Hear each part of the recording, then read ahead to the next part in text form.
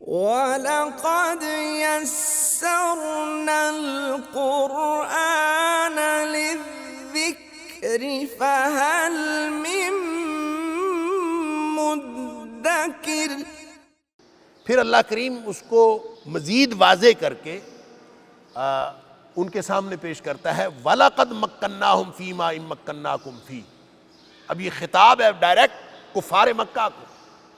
وَلَقَدْ مَكَّنَّاهُمْ، اور ہم نے قوت دی تھی ان کو، فِي مَا إِن مَّكَّنَّاكُمْ فِيهِ، ایسی ایسی چیزوں میں ہم نے ان کو قوت و طاقت دی تھی، فِي مَا إِن مَّكَّنَّاكُمْ فِيهِ، کہ ایسی ایسی چیزوں میں کہ جن چیزوں میں تمہیں طاقت نہیں دی گئی۔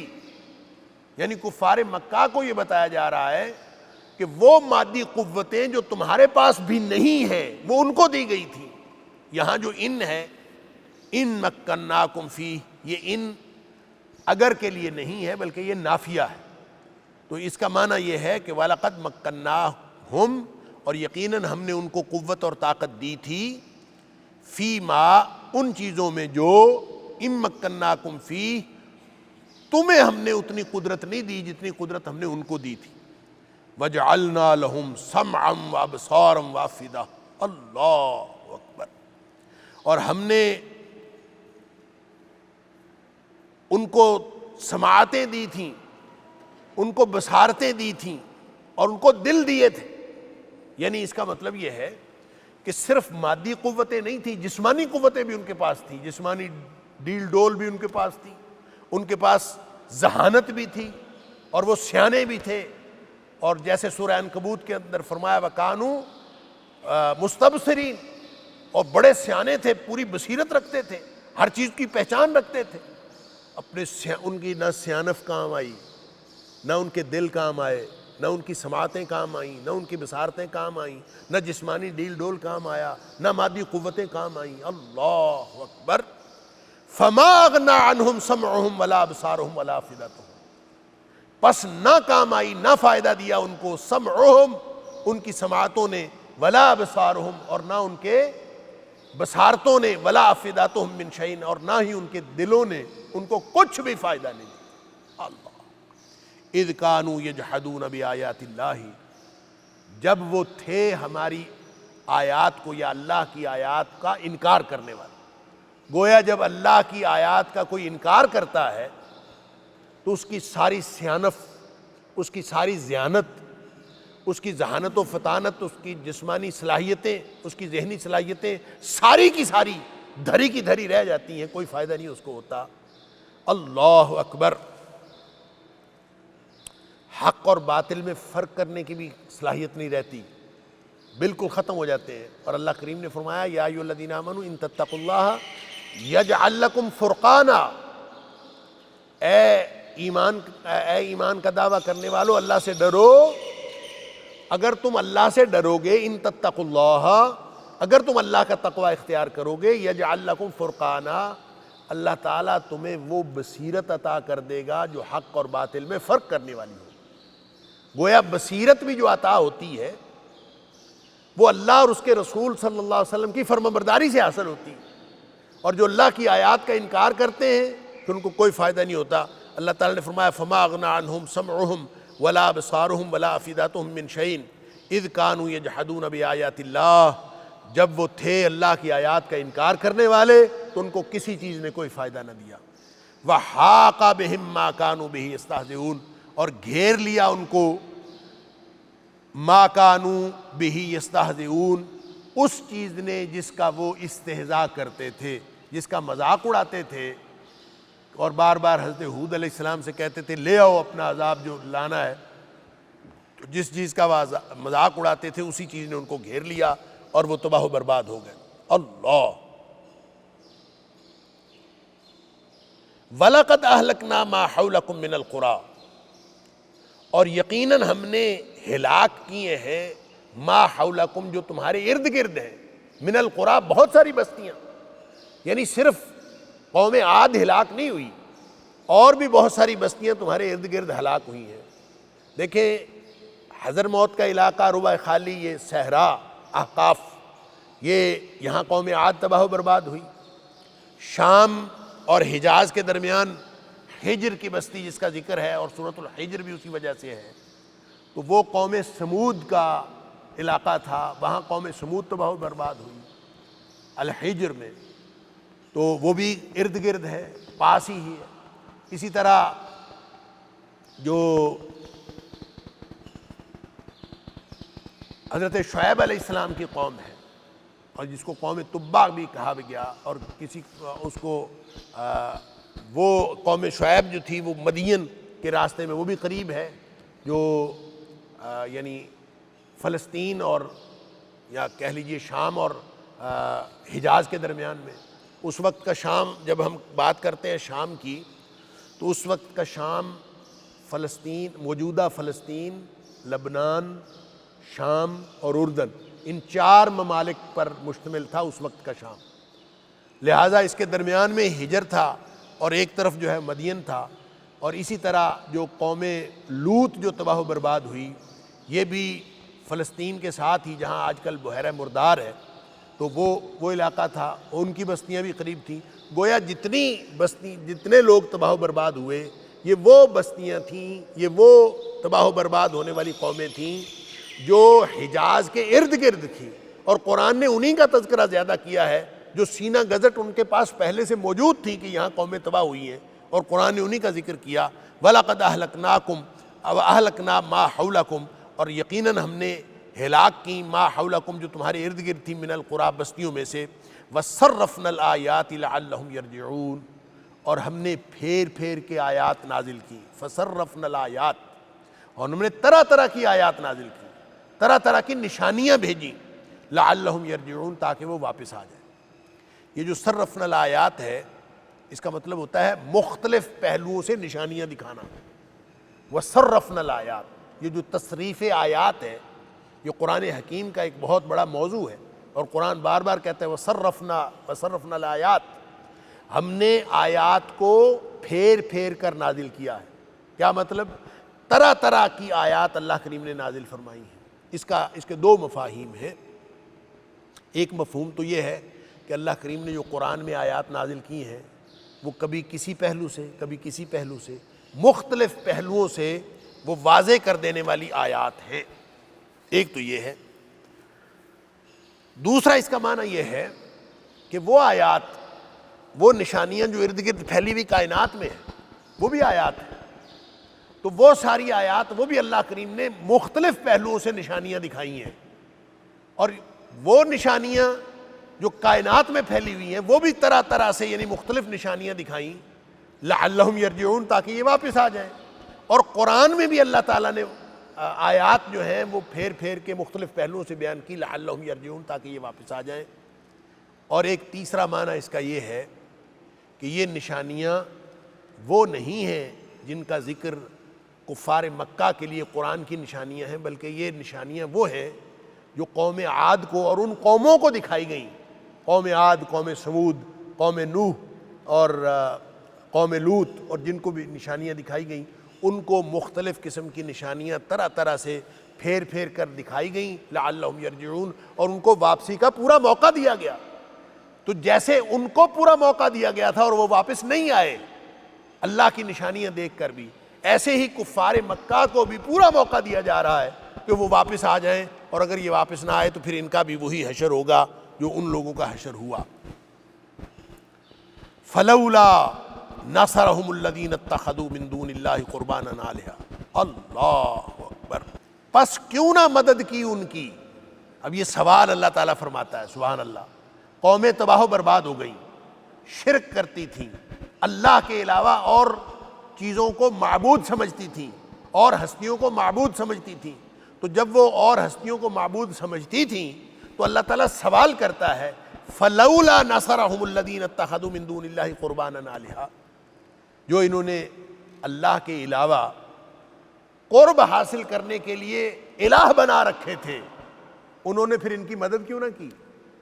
جب تباہی و بربادی آئی، قوم لوط غرق ہو گئی، قوم سمود تباہ و برباد ہو گئی، اور قوم عاد تباہ و برباد ہو گئی، قوم نوح تباہ و برباد ہو گئی، قوم فرعون تباہ و برباد ہو گئی، فلولا نصرهم الذین، ان کی کیوں نہ پھر مدد کی، اتخذوا من دون اللہ قربانا آلہہ، جن ہستیوں کو انہوں نے پکڑا تھا یا قرار دیا تھا قرباناً، قرب کے لیے، قرب حاصل کرنے کے لیے، آلہہ، جن کو انہوں نے الہ قرار دیا ہوا تھا، معبود قرار دیا ہوا تھا، انہوں نے ان کی مدد کیوں نہیں کی؟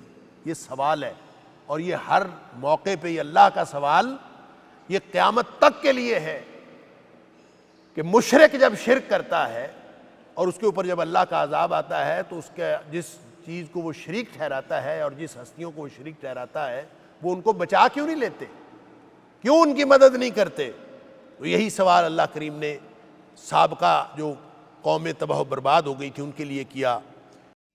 وَلَقَدْ يَسَّرْنَا الْقُرْآنَ لِلذِّكْرِ فَهَلْ مِن مُدَّكِرٍ وَلَقَدْ يَسَّرْنَا الْقُرْآنَ لِلذِّكْرِ فَهَلْ مِن مُدَّكِرٍ کہ فلولا نصرهم الذین اتخذوا من دون اللہ قربانا آلہہ، اور یہ قرباناً جو ہے اس حال میں کہ وہ قرب کے لیے، یہ قرب کا تعلق اصل میں پیورلی اس شرک کے ساتھ ہے جو شرک کفار مکہ روا رکھے ہوئے تھے۔ کفار مکہ کا عقیدہ اللہ کریم نے قرآن میں بیان فرمایا ہے جگہ جگہ پہ۔ ان سے پوچھو کہ زمین و آسمان کس نے پیدا کیا، سورج چاند کس کے کنٹرول میں ہے، رزق کون دیتا ہے، ان سے پوچھو پیدا کرنے والا کون ہے، ان سے سوال پوچھو تو ان کا جواب یہ ہوگا کہ اللہ ہی سب کچھ کرتا ہے۔ تو جب سب کچھ اللہ کرتا ہے،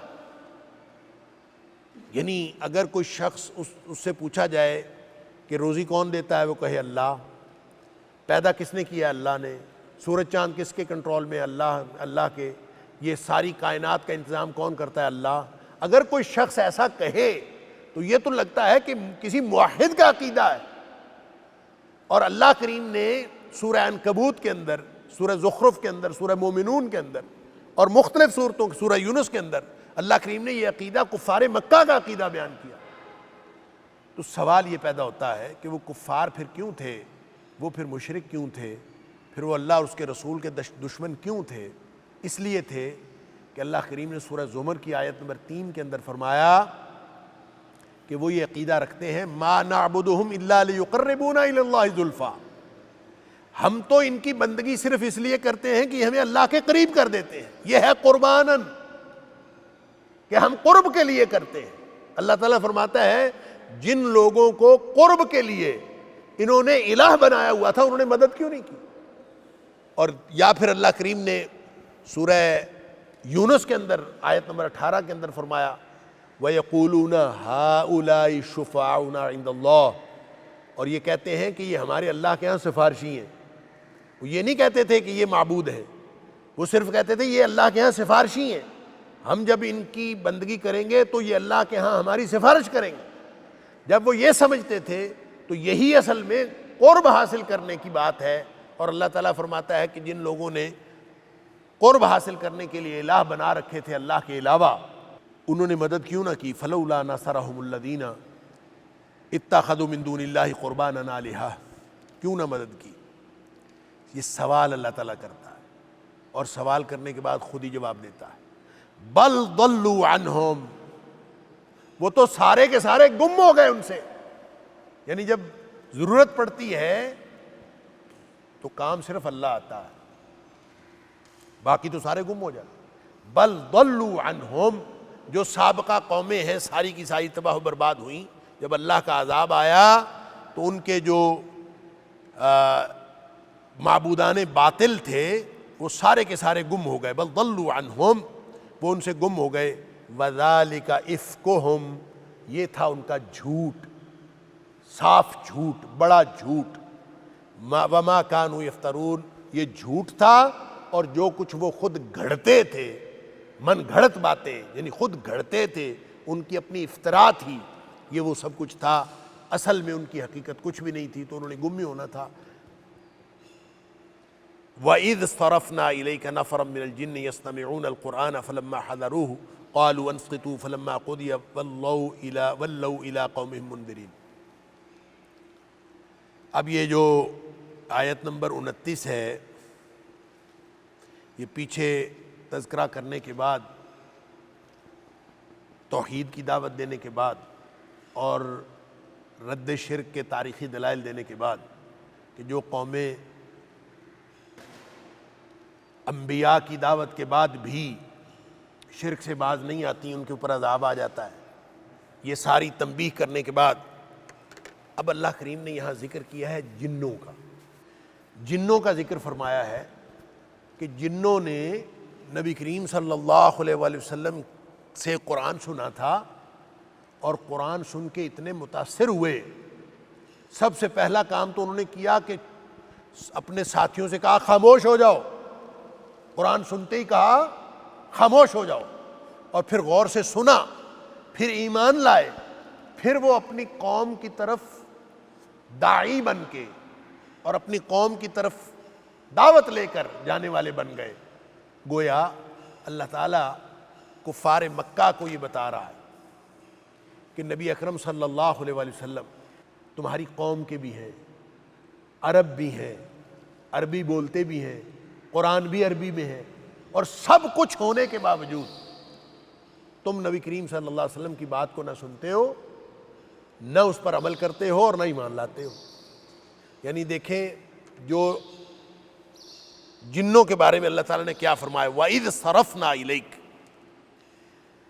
جب ہم نے تیری طرف پھیر دیا نَفَرًا مِّنَ الْجِنِّ، جنوں کے گروہ کو، يَسْتَمِعُونَ الْقُرْآنَ، غور سے سنتے تھے قرآن، یستمعون القرآن، وہ قرآن انہوں نے بہت غور سے سنا۔ فلما حضروہ، جب وہ حاضر ہوئے اس کے پاس، یعنی جب قرآن سنا جا رہا تھا، قرآن پڑھا جا رہا تھا تو اس کے پاس حاضر ہوئے، قالوا انصتوا، انہوں نے کہا خاموش ہو جاؤ۔ فلما قضی، جب قرآن پڑھنا مکمل ہو گیا، ولوا الی قومہم منذرین، تو وہ اپنی قوم کی طرف واپس لوٹے منذرین، ڈرانے والے بن کر۔ اب یہ اصل میں ویسے تو جنوں کی ایک بات بتائی جا رہی ہے کہ جنہوں نے قرآن سنا تھا، اور جنہوں نے قرآن سن کے پھر جا کے اپنی قوم میں تبلیغ کی تھی، داعی بن گئے تھے۔ یہ ویسے تو ایک بات ہے، ایک کہانی ہے، ایک امر واقعہ ہے کہ انہوں نے اس قرآن سنا تھا، لیکن اس امر واقعہ کو یہاں بیان کرنے کا مقصد یہ ہے کفار مکہ کو شرم دلانا ہے کہ نبی اکرم صلی اللہ علیہ وآلہ وسلم تمہاری اپنی جنس کے، تمہاری اپنی نوع کے، تمہارے اپنی قوم کے، تمہارے اپنی زبان کے، اس کے باوجود تم ان کی بات نہیں سنتے۔ یعنی کفار مکہ کا رویہ کیا تھا؟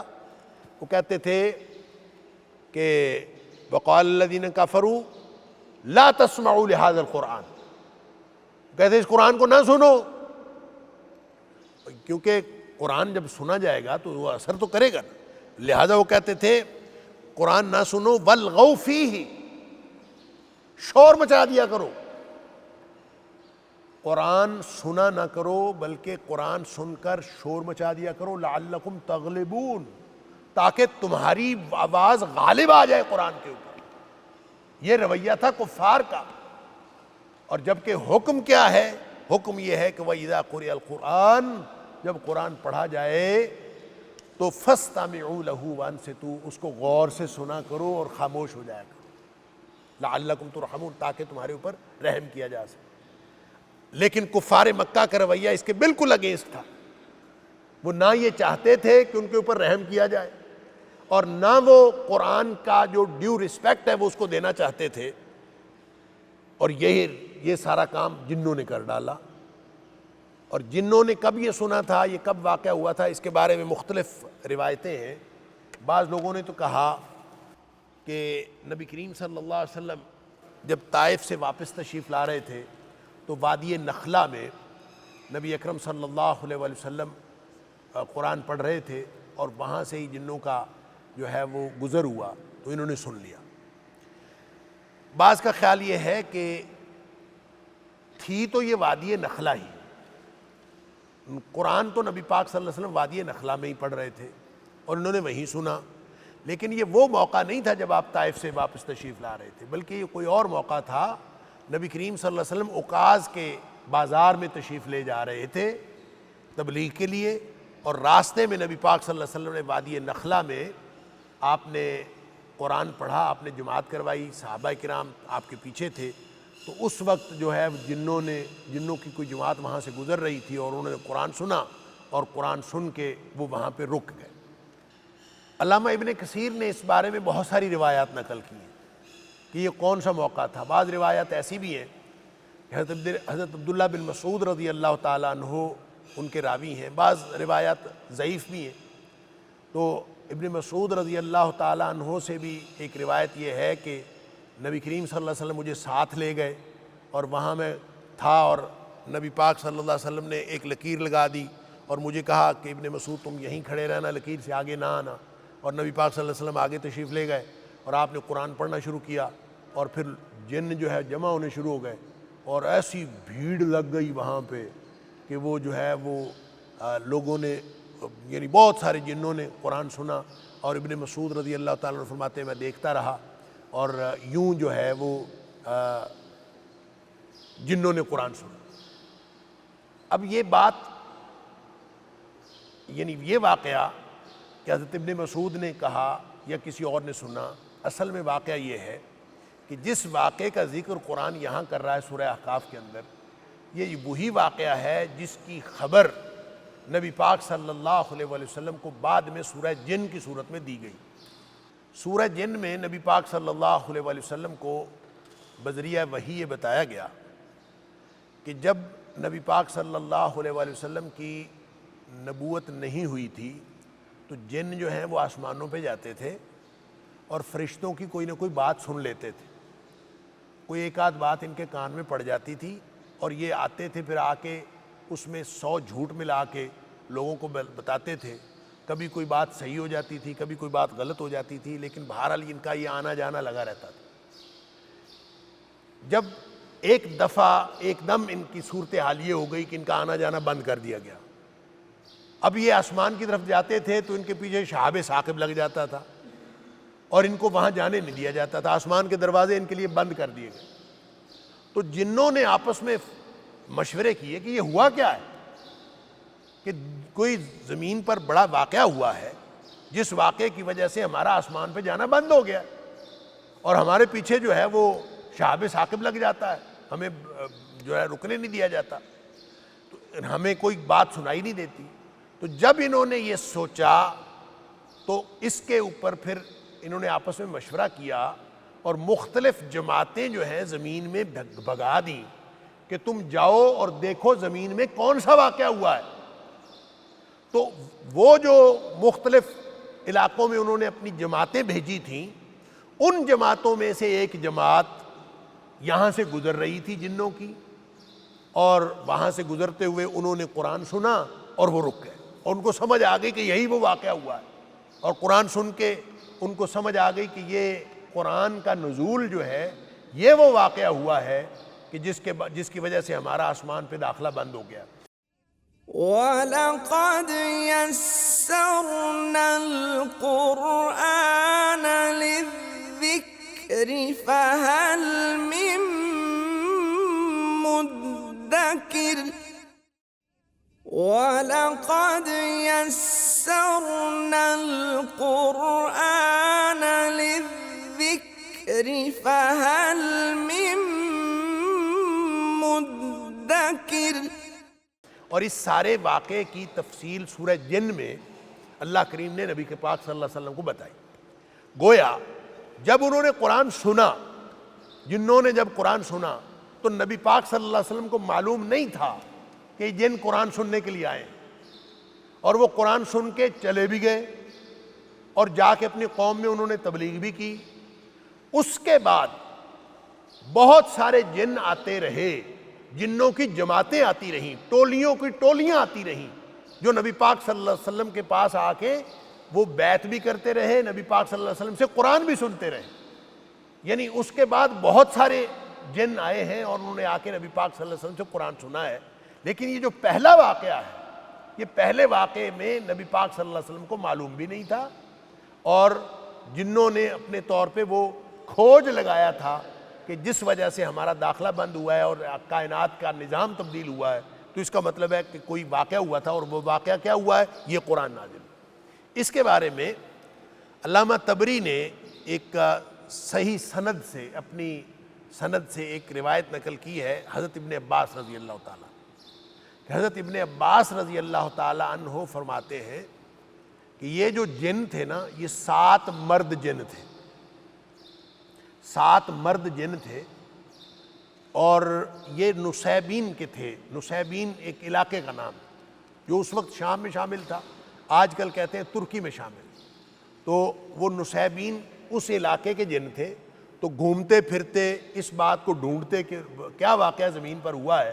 تو وہ چلتے ہوئے ان کو نبی اکرم صلی اللہ علیہ وسلم قرآن پڑھتے ہوئے نظر آئے، کان میں قرآن پڑھا، یہ رک گئے اور انہوں نے کہا قالوا انصتوا، خاموش ہو کے سنو. ایک دوسرے سے کہا اور پھر خاموش ہو کے سنا.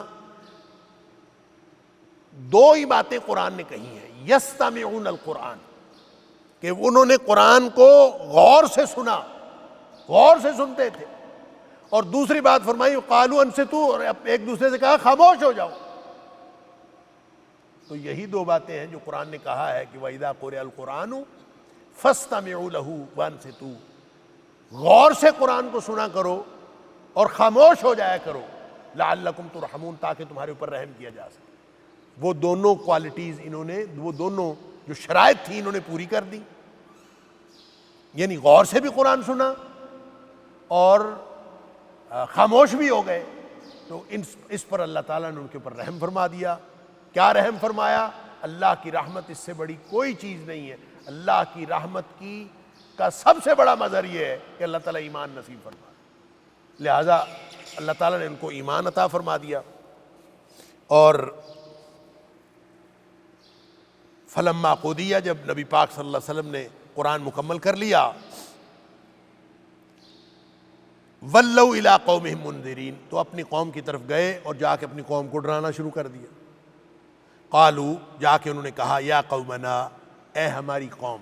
دیکھیں ذرا، جن تبلیغ کر رہے ہیں اپنی قوم. یا قومنا، اے ہماری قوم، انا سمعنا کتابا انزل من بعد موسیٰ، ہم نے قرآن سنا ہے. انا سمعنا، بے شک ہم نے سنا ہے، کتاباً، ایک ایسی کتاب کو سنا ہے، انزل من بعد موسیٰ، جو موسیٰ علیہ السلام کے بعد نازل کی گئی، مصدقا لما بین یدیہ، جو اپنے سے پہلی کتابوں کی تصدیق کرتی ہے، یہدی الی الحق، ہدایت دیتی ہے حق کی طرف، وَإِلَىٰ طَرِيقٍ مستقیم، اور سیدھے رستے کی طرف ہدایت دیتی ہے. ہم نے ایسی کتاب سنی ہے. ایک تو موسیٰ علیہ السلام کے بعد سنی ہے، اس لیے اکثر علماء کا خیال یہ ہے کہ جن یہودی تھے، کہ انہوں نے وہ موسیٰ علیہ السلام کی کتاب کو مانتے تھے، یعنی تورات کو، اور اس کے بعد وہ کہتے ہیں، یعنی ان کے علم میں انجیل تھی نہیں، ان کے علم میں تورات زبور تھی نہیں، ان کے علم میں بس تورات تھی. اور انہوں نے کہا تورات کے بعد ہم نے یہ ایسی کتاب سنی ہے اور جو حق کی طرف ہدایت دیتی ہے. تو اس کا مطلب ہے وہ یہودی جو تھے وہ جن تھے. اللہ اکبر.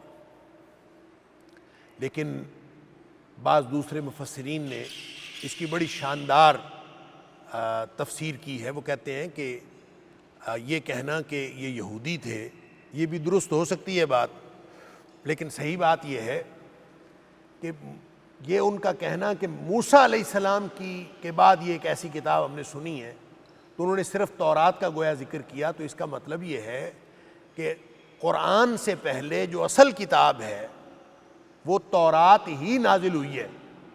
جو زبور اور انجیل ہیں ان کی حیثیت تورات ہی کی شرح کی ہے، کہ جو حضرت داؤد علیہ السلام تھے وہ بھی تورات کو ماننے والوں میں سے تھے، اور جو حضرت عیسیٰ علیہ السلام تھے وہ بھی تورات کو ماننے والوں میں سے تھے.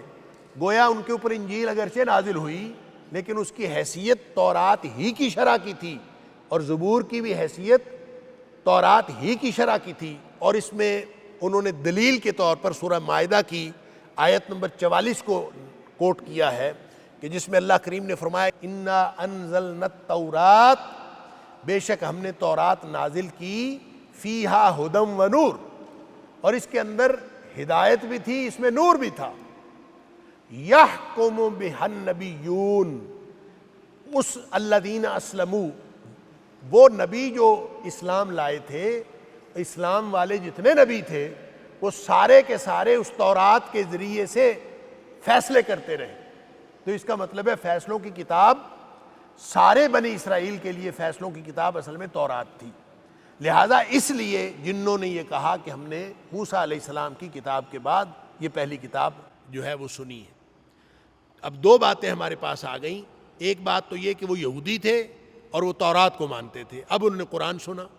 دوسرا یہ کہ وہ تھے تو یہودی نہیں تھے, وہ جو لیٹسٹ شریعت ہے حضرت عیسیٰ علیہ السلام کی اسی کو ماننے والے تھے, لیکن چونکہ اصل کتاب تورات تھی اس لیے انہوں نے تورات کا ذکر کیا کہ موسیٰ علیہ السلام کے بعد جو ہے یہ تورات نازل ہوئی, موسیٰ علیہ السلام کے بعد یہ قرآن نازل ہوا. اس لیے کہ امام رازی علیہ رحمہ کہتے ہیں اور باقی مفسرین بھی کہ جتنے اوامر و نواہی ہیں, جتنے حکم دیے گئے ہیں حضرت آدم علیہ السلام سے لے کر اب تک, اور جتنے باتوں سے منع کیا گیا ہے, وہ صرف انسانوں کو, انسان اس کے مکلف نہیں ہے, جن بھی اس کے مکلف ہیں.